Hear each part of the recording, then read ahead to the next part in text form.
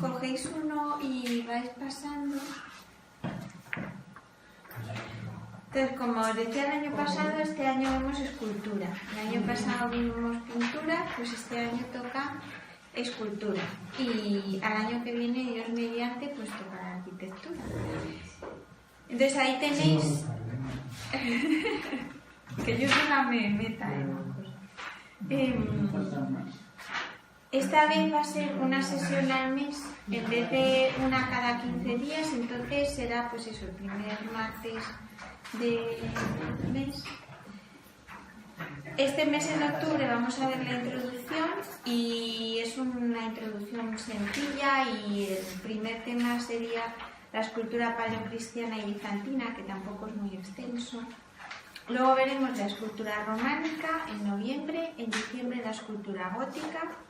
Después veremos en enero la escultura renacentista y en febrero la escultura renacentista española, porque ahí ya sí que hay mucha materia que ver, porque empiezan a aparecer autores, nombres propios y será más extenso. Entonces, por hacer 2 capítulos para España, en Renacimiento, es lo mismo con el barroco.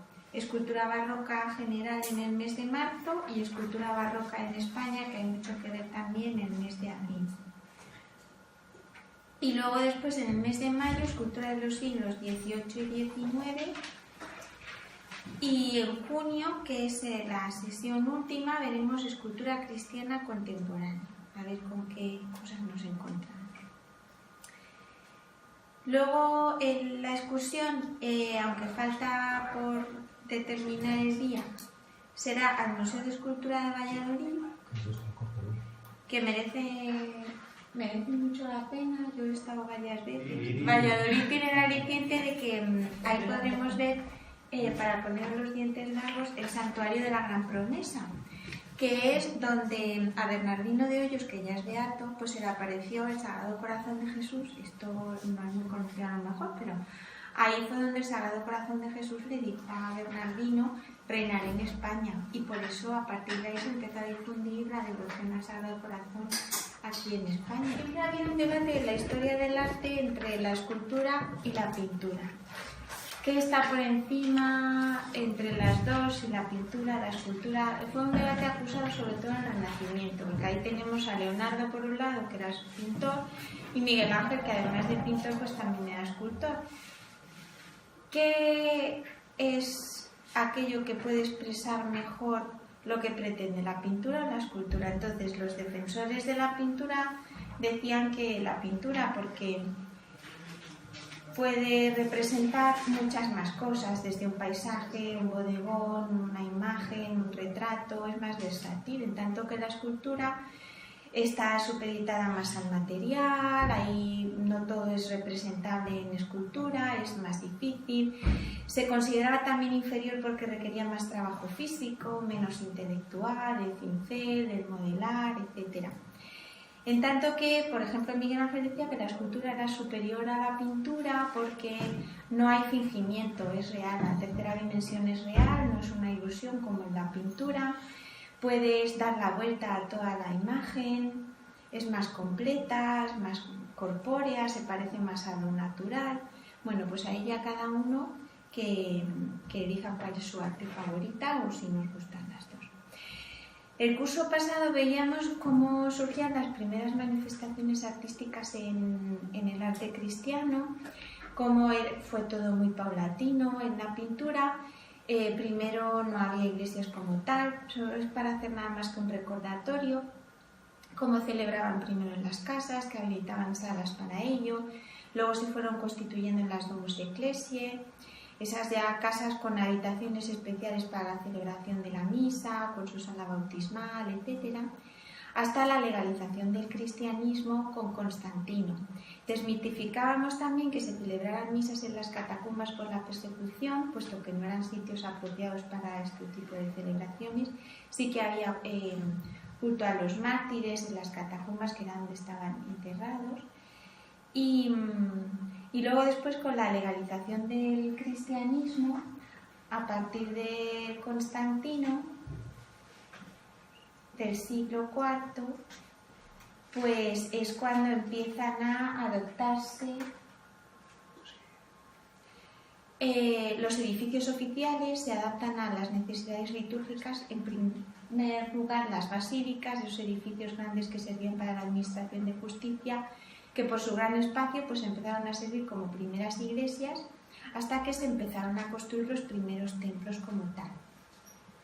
Y es en estos templos donde ya vamos viendo las primeras manifestaciones artísticas, las primeras pinturas, que van a tener, recordáis, pues mucho que ver con la pintura clásica, las formas, Jesús imberbe, como si fuera Apolo, y que la representación primera de las catacumbas iba a ser sobre todo de mártires, de orantes, escenas del Antiguo Testamento.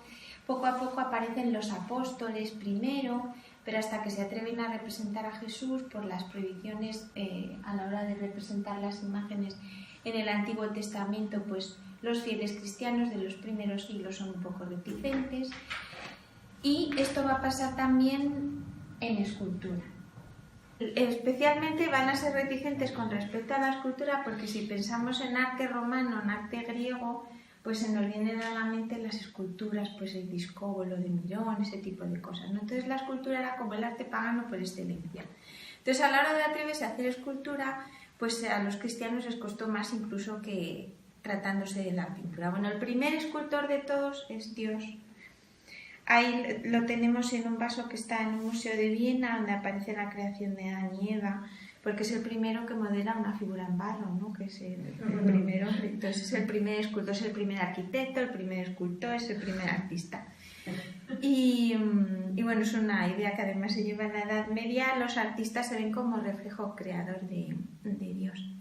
Entonces vamos a hacer una panorámica de lo que es la escultura a lo largo de los siglos antes del cristianismo, para ver que no es un arte que surge de pronto, sino que en cada cultura, en cada país y en cada civilización tiene un desarrollo distinto. Entonces esta es la Venus de Linendorf, es una Venus prehistórica. Las primeras imágenes escultóricas eran mujeres con los atributos femeninos muy marcados porque eran signos, símbolo de la fertilidad a la que ya se rendía culto entonces. Entonces eran pequeñas imágenes de bulto redondo que tenían un sentido en cierto modo religioso también. Entonces esto es un ejemplo de escultura prehistórica. Bueno, este señor es Gudea de Lagash, que fue un monarca mesopotámico. Entonces en la cultura mesopotámica también había escultura, en este caso pues es un rey. Los reyes en esta cultura, también pasa con los emperadores egipcios, se consideraban casi como no dioses, pero sí semidivinos, porque tenían una relación especial con las divinidades. De tal manera que la escultura en estos primeros siglos y años siempre va a tener una relación también con lo sagrado. De hecho, bueno, pues la época de bonanza que hubo en Mesopotamia gracias a Gudea, pues hacía que la gente debiera acercar a los dioses. Entonces, esto es un ejemplo de escultura mesopotámica. Bueno, digamos que es la época de Abraham, más o menos, para que nos hagamos una idea. Luego esto es un ejemplo de escultura egipcia. Entonces, los egipcios tienen como característica ese hieratismo que decimos, son piezas muy estáticas, apenas muestran movimiento, como las pinturas, si acaso un pie que avanza como signo de avance hacia la eternidad. Suelen ser también pues faraones, gente importante, divinidades, semidioses, todo en relación con el mundo divino. Entonces esta sería un tipo de escultura egipcia. Luego pasamos a Grecia y aquí vamos a ver la evolución. Esta es una escultura arcaica de las primeras manifestaciones griegas, en donde también pues, son figuras muy hieráticas. Aquí empiezan a aparecer figuras que no tienen por qué ser divinas, son mujeres o hombres jóvenes, donde se muestra sobre todo un deseo de reflejar la belleza. O sea, ya no es tanto lo divino como la belleza en sí. Entonces empieza a introducirse el deseo de la belleza en la escultura. Y esto sería una escultura clásica griega de las que solemos pensar todos. Este es el Discóbolo de Mirón. Praxíteles, Mirón, Fidias es el que hace las esculturas del Partenón, por ejemplo, pues corresponden a la época clásica del arte griego. El Laoconte, que hemos visto en varias ocasiones, que es un ejemplo de escultura helenística. Aquí, aparte de la belleza, pues aparece el dramatismo, la tensión de este padre, Laoconte, que ve morir a sus hijos a manos de la hidra, según nos cuenta la literatura clásica. Entonces esta es la evolución más o menos de la escultura a lo largo de la historia antes del cristianismo. Y bueno, esta es una escultura que sirve para hacer de puente con lo que vamos a ver ahora, que bueno, es una piedad muy bonita, pero por más que he intentado buscar quién es el autor o dónde está, pues no lo he encontrado, así que no me preguntéis porque no sé. Porque a mí me gustó mucho, imagino que a alguno de vosotros también es muy bonita, pero no sé mucho de ella, la verdad. Y bueno, antes de seguir con la escultura cristiana vamos a aclarar dos conceptos. Aquí llamamos arte paleocristiano y aquí llamamos arte bizantino. El arte paleocristiano va a ser el arte cristiano que se desarrolla hasta la caída del Imperio Romano en lo que es la parte occidental del imperio. Hasta el 476, que llegan las invasiones bárbaras, cae el Imperio Romano y entonces ya hablaremos de otro tipo de arte. Ese sería el arte paleocristiano, desde el 313, la legalización del cristianismo, hasta la caída del Imperio Romano. Y el arte bizantino es el arte cristiano que se desarrolla en el Imperio de Oriente, en Bizancio, desde el 395, que es cuando el Imperio Romano se divide en Occidente con capital en Roma y Oriente con capital en Constantinopla, anterior Bizancio, hasta la caída de Bizancio con los turcos en el siglo XV. Y ese sería el arte bizantino. Y ahí luego después deriva el arte ortodoxo ruso y todo lo que es la iconografía oriental.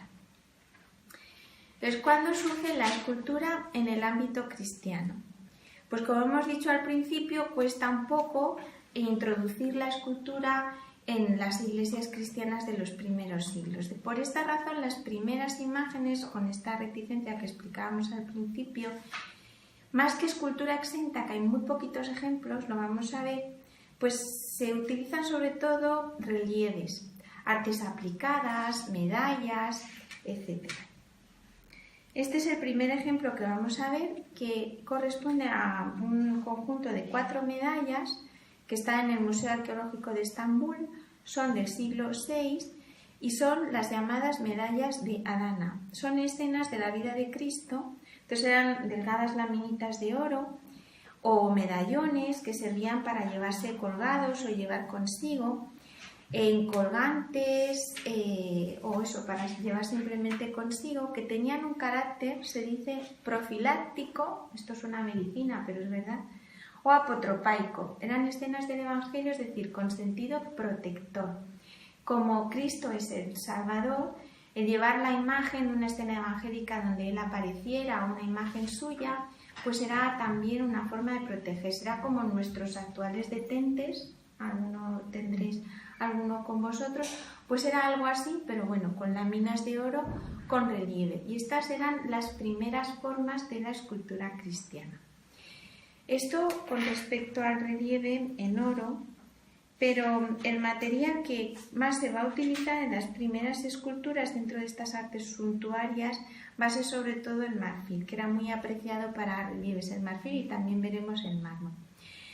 El marfil, que era un material muy valioso que se traía de África, y normalmente para cada pieza se solía utilizar un cuerno entero. Si habéis visto alguna vez algún crucifijo de marfil, ya después en época más avanzada, veis que todos tienen esa forma curva, y es porque se ha utilizado, claro, el colmillo de un elefante, y entonces es por eso que tienen esa forma. Y es muy valorado porque es muy difícil de trabajar, es difícil de conseguir porque, bueno, pues no abunda en exceso, y se ha conservado muy bien el arte hecho en marfil, porque a diferencia de los metales que pueden fundirse y hacerse otras piezas nuevas, con el marfil no pasa eso, sino que se queda siempre igual. Por eso conservamos muy bien este tipo de piezas. Esto que estamos viendo aquí es un hostiario del siglo V, pertenece a una colección de arte bizantino que está en uno de los museos de Berlín. Entonces tenemos en el centro a Cristo, que aparece sentado en la cátedra. Entonces veis que Cristo es un poco como esas primeras imágenes de pintura que veíamos, Cristo joven, ligeramente barbado, que aparece bendiciendo con la Sagrada Escritura, entronizado en majestad como juez, y que aparece rodeado por los apóstoles. El artista pues ha hecho gala de su maestría colocando a unos de pie, a otros sentados para conseguir que cupieran todos. Están 6 a un lado y 6 a otro. Y lo que tenemos detrás, que no tengo la imagen, pero detrás de este hostiario aparece la imagen del sacrificio de Isaac como prefiguración del sacrificio de Cristo. El hostiario era donde se guardaban las formas sin consagrar. Entonces, por eso la representación del sacrificio de Isaac detrás, como esa prefiguración del sacrificio que se hace pleno en la Sagrada Eucaristía, en el sacrificio de la misa. Y también pues solían decorarse este tipo de recipientes con escenas evangélicas. También se utilizaban este tipo de escenas y este tipo de materiales como el marfil para guardar medicamentos. Es frecuente encontrar cajas que no eran hostiarios, sino cajas para guardar medicinas, por ese sentido que hemos dicho profiláctico y aprotopaico de estas representaciones. Otro uso del marfil era el decorar las sillas obispales, con las cátedras de los obispos, como en este caso. Caso se trata de la cátedra del arzobispo Maximiniano, que está decorada toda ella con marfiles de una gran calidad, aunque se han perdido algunos. Este está en el Museo Arzobispal de Rávena y es del siglo VI. Entonces destacan algunas de las placas, como la multiplicación de los panes y de los peces. La silla tiene un cuerpo interno de madera y luego después se le han acoplado las placas de marfil donde aparecen los relieves. En total este tiene 26 placas de marfil y destaca sobre todo por el gran realismo también de las figuras y de las representaciones y por la laboriosidad de todas estas imágenes vegetales, que no dista mucho de lo que será luego después este tipo de trabajos en la escultura renacentista, o sea que para el tiempo en que estamos pues es bastante avanzado. De momento, como os he dicho alguna vez, no tenemos nombres de autores porque estamos muy en los primeros años del arte cristiano. Luego cuando aparezcan los autores, por eso ampliamos también los temas porque es más prolijo. Después, el marfil también se utilizaba para realizar dípticos, polípticos, con sentido devocional o con sentido también utilitario. Este es el Arcángel San Miguel, es una hoja de un díptico que normalmente tienen dos hojas distintas y se solían utilizar con sentido devocional para tenerlo en casa, como podemos tener ahora nuestros dípticos también de madera con nuestras imágenes, o también para llevar algún documento. Al cerrarse dejaba dentro del hueco, como a veces nos presentan las cuentas de los restaurantes, pues para llevar alguna carta o simplemente como regalo. En este caso también remite mucho a la escultura clásica. Es una nota común de estas primeras imágenes del cristianismo, como veníamos también viendo en el tema de la pintura. ¿Qué referente tienen los cristianos de tipo artístico? Pues el referente clásico. Entonces ellos utilizan el mismo canon, las mismas formas, a la hora de representar los pliegues, a la hora de representar las arquitecturas, y luego también pues la forma de esta figura en concreto del Arcángel San Miguel con las alas recuerda mucho a las victorias aladas griegas, que son pues estas figuras aladas que significan victoria, ni que es victoria en griego, de manera que todos los que tengan unas Nike pues deberían decir tengo unas Nike, que es como hay que decirlo apropiadamente. Bueno, luego tenemos este otro ejemplo que es muy bonito. Es otra de otros de estos dípticos también muy bien conservados. Es el díptico de Cristo y de María, está en la misma colección de arte bizantino del Museo de Berlín y este es del siglo VI. Entonces, en este caso, la imagen representa un paralelismo pues muy bonito, como os digo. Aquí tenemos a Cristo que está sentado, entronizado, con una arquitectura clásica, la típica venera, el arco de medio punto. Y tenemos a San Pedro y a San Pablo. Vemos que pues aparecen con sus atributos, los dos con poco pelo, barbados. Siempre que aparezcan ellos a ambos lados de Jesús, pues son San Pedro y San Pablo. Jesús ya aparece barbado, pero nos recuerda mucho a Júpiter o a Neptuno en la cultura pagana.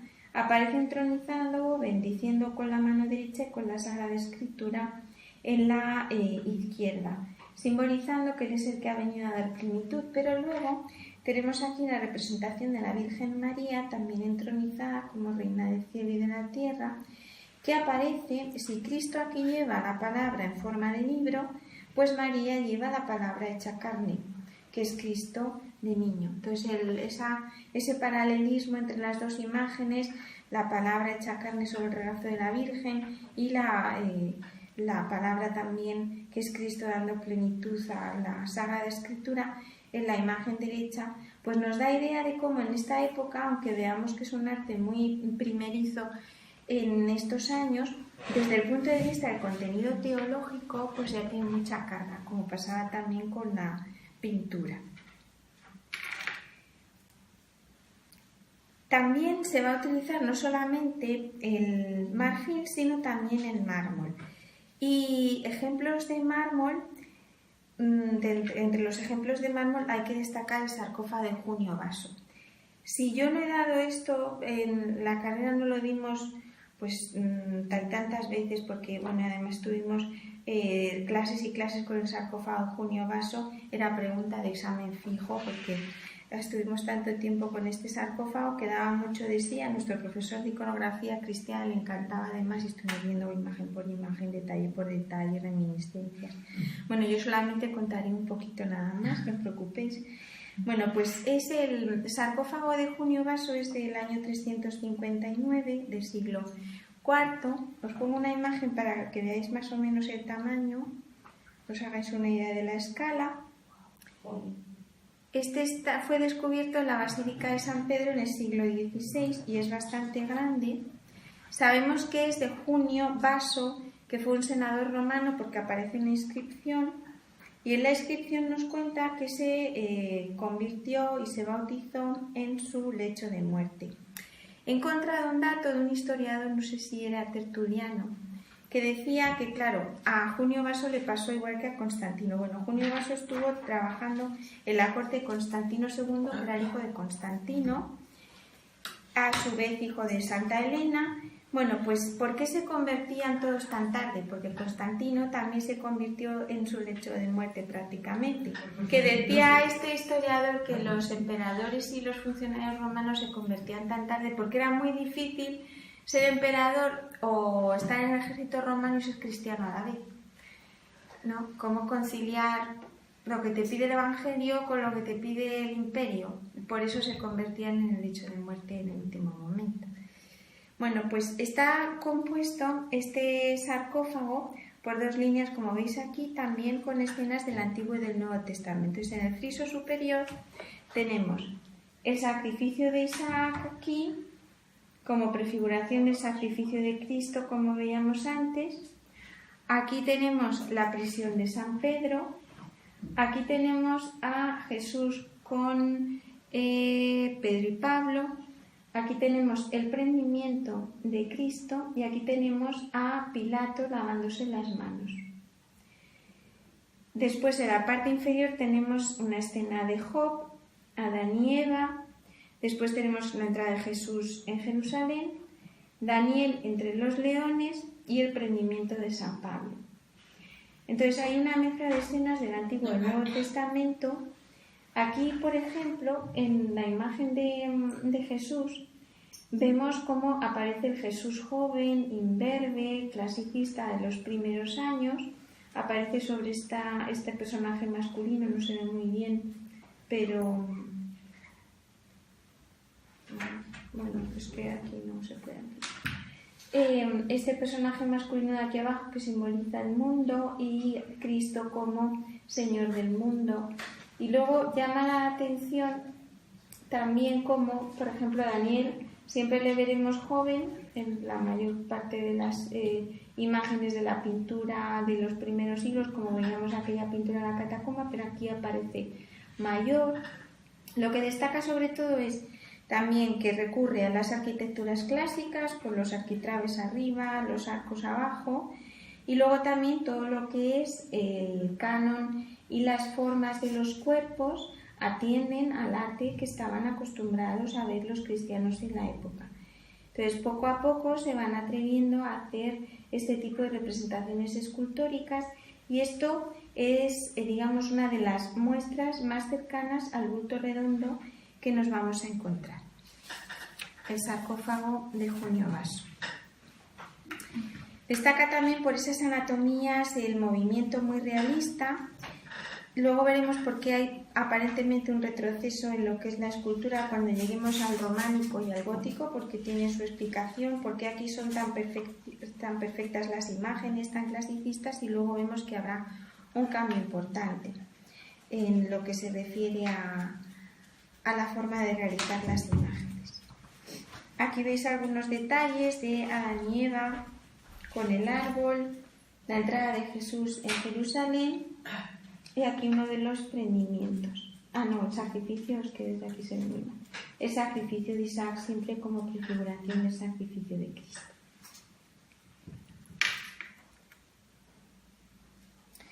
Este es un tríptico también bastante famoso, pertenece a otra colección de arte bizantino, en este caso el Museo del Louvre, y este es más tardío. Este es del siglo X y es el tríptico de Jarbabil, que se conoce así por el nombre del coleccionista que donó su colección al Museo del Louvre.